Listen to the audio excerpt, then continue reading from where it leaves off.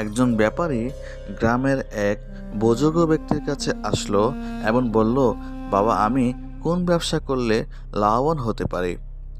তখন ওই বুজুর্গ ব্যক্তি ব্যাপারীকে বলল, তুমি কালো কাপড়ের দোকান দাও এবং ব্যবসা করো।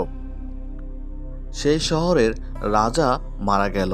রাজা মারা যাওয়ার কারণে কালো কাপড়ের চাহিদা বেড়ে গেল। তখন লোকজন কালো কাপড় খরিদ করলো এবং ব্যাপারী অনেক ধনী হয়ে গেল।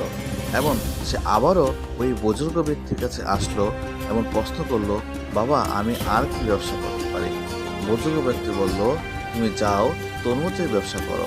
লোকটি তরমুজের ব্যবসা করলো, কিন্তু তাতে সে ক্ষতিগ্রস্ত হয়ে গেল এবং সে আবারও ওই দরবেশের কাছে আসলো এবং বলল, বাবা, আমি কেন লস করলাম? তখন দরবেশ তাকে বলল, বাবা, তুমি তখন বিনয়ের সহিত ব্যবসা করেছ, কিন্তু এখন তুমি বিনয়ের সহিত ব্যবসা করতে পারো না, এই জন্য তুমি লোকসান করেছ।